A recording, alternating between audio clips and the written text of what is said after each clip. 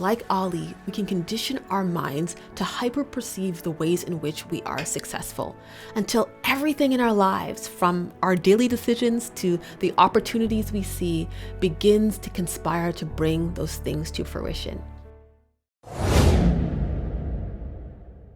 Months before his very first bout for a heavyweight title, Muhammad Ali now famously declared to the world that he was the greatest.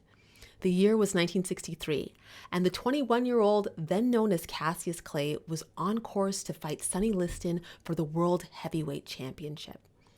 Liston was 10 years his senior and the overwhelming favorite to win.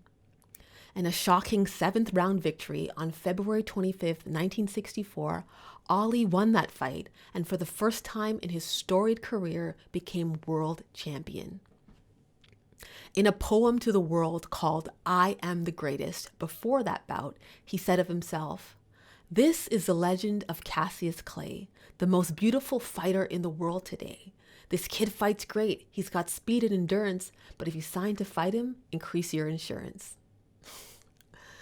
Though he was gifted with incredible natural athletic prowess, champions are not made by talent alone. There's an element of willing yourself into greatness, which Ali was able to do with his words and beliefs about himself. You see, our thoughts create our reality. It's a secret that all great religious figures, philosophers, and high achievers have agreed to be a universal truth. Roman Emperor Marcus Aurelius wrote, "A man's life is what his thoughts make of it." In the 1963 book, The Power of Your Subconscious Mind, by New Thought author Joseph Murphy, he wrote, "Know that belief is a thought in your mind, and what you think you create." Proverbs 23 verse 7 says, "As a man thinks in his heart, so is he." An essential part of creating is not just about the words, but about engaging our subconscious minds through visualization. This is a technique out of the sports psychologist toolkit and can be used to help us condition ourselves to achieve just about anything. Studies have proven that the subconscious mind doesn't know the difference between reality and what's being visualized. From childhood, Ali was a proponent of visualization. He wasn't just speaking empty affirmations, he believed it. What visualization does is it helps to prepare and to teach us how to respond to a situation before it even happens. It also helps you achieve your goals by conditioning your brain to see, hear, and feel the success in your mind. In a 2009 essay, Ali shared, "In high school, I boasted weekly, if not daily, that one day I was going to be heavyweight champion of the world. As part of my boxing training, I would run down 4th Street in downtown Louisville, darting in and out of local shops, taking just enough time to tell them I was training for the Olympics and I was going to win a gold medal. And when I came back home, I was going to turn pro and become the world heavyweight champion in boxing. I never thought of the possibility of failing, only of the fame and glory I was going to get when I won. I could see it. I could almost feel it. When I proclaimed that I was the greatest of all time, I believed in myself, and I still do."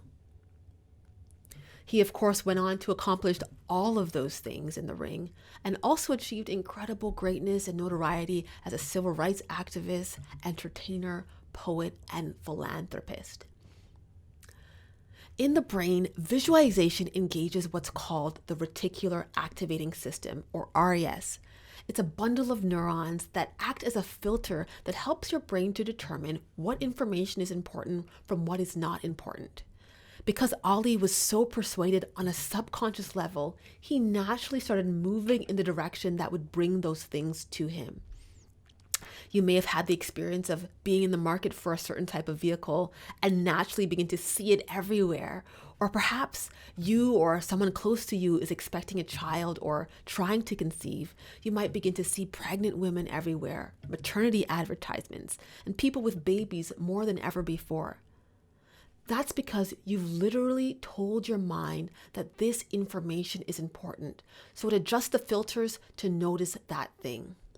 This is also true about the beliefs we have of ourselves. Your RAS will always give you more of what you're focusing on.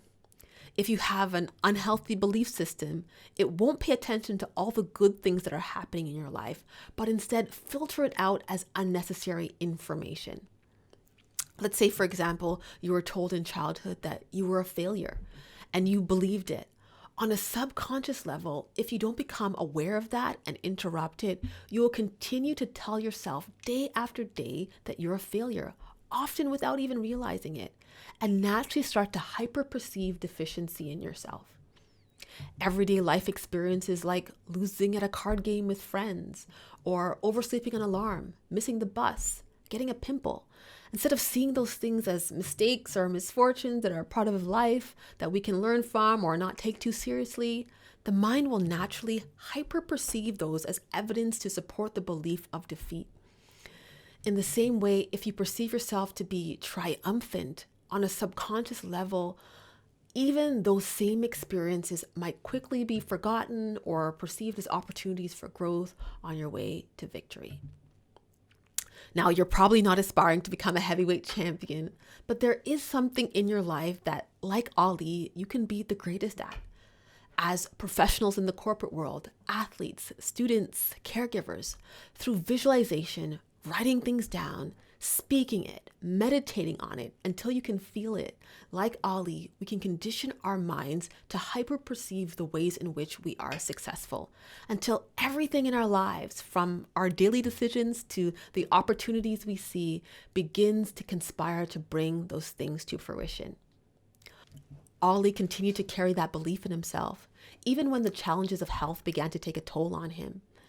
In 1984, he was diagnosed with Parkinson's disease. If there was anything that could strike at the core of the confidence of an athletic superstar, you'd think it would have been that.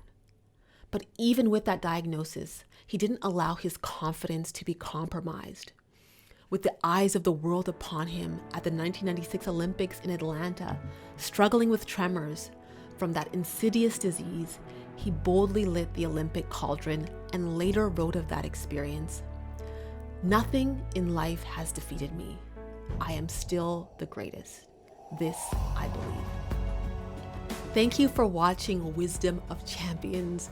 I should mention that I am actively working to grow this channel and want to be able to bring you regular, amazing content that hopefully adds lots of great value to your life. But that just comes from your support. So please like, subscribe, comment below, share this video, let me know what you think. And yeah, I'll see you next time.